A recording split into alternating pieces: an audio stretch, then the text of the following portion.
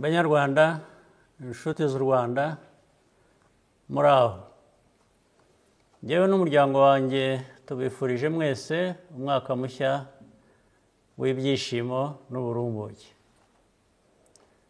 Mu mwaka w'ibihumbi 2024 twibutse ku nshuro ya 30 ari nayo myaka ihise Jenoside yakorewe Abatutsi ibaye. Twijihije kandi kwibohora kw'igihugu cyacu. Ibyo byombi bitwibutsa aho twavuye n'aho tugeze, biturutse ku ntego duhuriyeho twese yo gutera imbere no kwiyubaka. Reka rero twese hamwe dukomeze muri iyi nzira. Amatora aheruka yagenze neza, yongera gushimangira icyizere Abanyarwanda bafitiye abayobozi babo n'inzego z'igihugu. Nongeye gushimira Abanyarwanda bose n'inshuti z'u Rwanda inkunga yanyu mu gihe cy'amatora, ndetse no mu bindi bihe igihe iyo nkunga iba ikenewe. Abanyarwanda bagaragaje mu ijwi riranguruye ko bashaka kugera no ku bindi byinshi kandi byiza,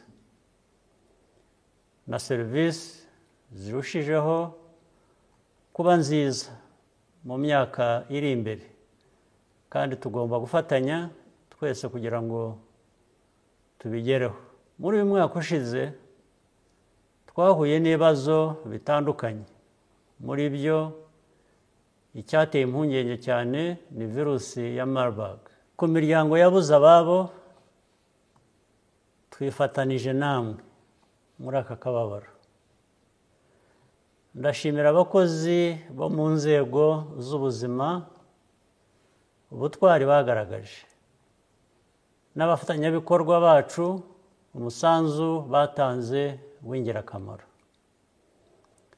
Kubera ibyo, iyi ndwara yatangajwe ku mugaragaro ko yarangiye mu ntangiriro z'uku kwezi, ihitanye ubuzima bw'abantu bake mu mateka yayo. Unfortunately, we continue to see instability in our region along our borders. I want to assure you that Rwanda's security and sovereignty will always be fully protected by all means necessary. Shortcuts and temporary fixes cannot resolve this issue. There has to be a comprehensive solution that deals with root causes in the medium and long term, which should guarantee lasting peace for all the peoples of our region. This is important for all of us, without exception. There is no peace for some and not for others. We all need the same peace. We will continue to stand for historical clarity regarding our situation, and will never accept to be painted as something we are not. Iterambere ry'u Rwanda rishingiye ku ihame ritagoye kumvikana, ariko ry'ingenzi.